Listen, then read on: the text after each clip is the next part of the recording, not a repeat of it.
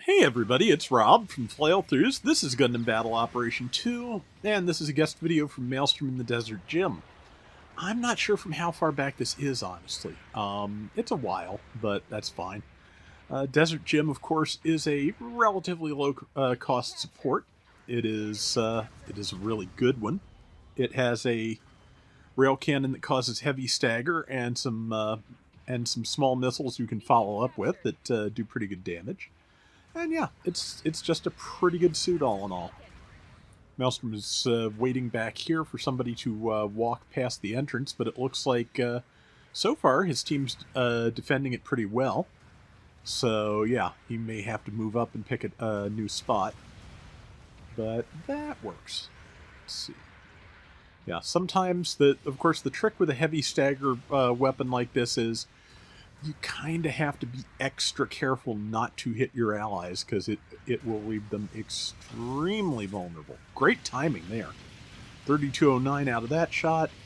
Every missile that connects is 341.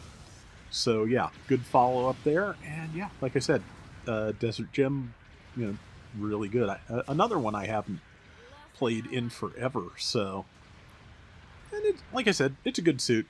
Again, there's so much in this game, and I'm always trying to get something decent with things I haven't played before or haven't run before, that sometimes the old favorites kind of fall by the wayside. I was thinking of the Zeta Gundam as I said wayside, because I've been running that a lot lately just because I've been trying to get some requests at 650, and but one is a raid and one is a support, so if I need ooh, good swing there. So if I need to swap to a general just for overall team composition, that's kind of where I want to be, because the Zeta is still a really good machine. I mean, there are good arguments for using the 3A instead, quite a few of them at 650, but also just, yeah, original Zeta still does a good job. And you can play it you can stick to the mid-range as I frequently like to do, or you can play it very, very aggressively by mixing the Wave Rider in. So, but yeah, right now, Maelstrom is landing a lot of good shots, doing a lot of damage. That's not quite going to be a kill, but with that Jim Striker about to follow up, it's all good. This isn't too far back because there is a Marine Gundam on the team, so that's modern-ish. A couple of years old now, I think, but it was pretty much the go-to general in this cost range for so long. I'm not surprised to see it. Waiting for the iframes to come off a little bit, but as soon as they do, okay, yeah, good trade there. Got hit with the harpoon launcher, but managed to take out the enemy team's Marine Gundam, which that thing's had a bunch of slightly different names over the years. It was actually called Gundiver at one point, but there's also a Gundiver in SD Gundam Force, which is actually just a really cool little submarine, transforming submarine SD that is based on the Rigazi. Imagine the Rigazi in like a snorkel with a backpack that turns into, in fact, a yellow submarine. So yeah, excellent toy. 10 out of 10. 5690 to 5085. Mail just had his first death with 4 minutes to go. Yeah, he is doing some solid work here. And here come some enemies. Yep, that's type advantage and yeah, I'm pretty sure whatever that is has maneuver armor, because it looks like that reduced the heavy stagger to just mere stun. That's what happens when you get hit with a heavy stagger attack and you have some kind of defense against stuns.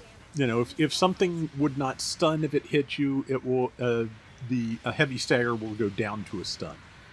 So, like, if you hit the Zoc with a heavy stagger weapon, to my recollection, it will just be stunned instead. Knockdowns, however, always... Oh, wow, another good saber swing. But yeah, knockdowns, I believe, are always knockdowns. Because, yeah, I mean, melee weapons knockdown always. There are, I think there's maybe... I'm trying to remember if there's any ranged weapons in this game that cause knockdowns or not. That was very common in GBO1, but the heavy stagger was basically invented to be this game's version of that, just because knockdowns were, you know, really a thing. I believe the Zogok's boomerang cutters may have actually caused knockdown in the first game. I forget. I probably still have a video of that up, so it's researchable, but I kind of just don't want to look at my video quality from like 10 years ago, if you don't mind. But yeah, 8780 to 6525, you know, and my sound quality. Like I said, when I was getting ready for Breaker 4, I was looking at some of my older files, and just, yeah, with the Gundam Breaker 1 videos, just as the person who made them, totally unwatchable now for sound quality. Just because, yeah, there was air conditioning going, as there usually is, because I need to not die, and also I believe those are the days when Istvan and Angel were running their Pathfinder campaign in the room behind me, and a closed wooden door just does not block all that out. So, you know, it happens. It's a thing. It was... Boy, it was a long time ago. Or it feels like it anyway. But I'm just in this kind of weird state of time dilation anyway, where, you know, everything either feels like it was like 5 minutes ago or 20 years. Oops. Yeah, that happens. You know, when people are trying to maneuver around an enemy and deal with them.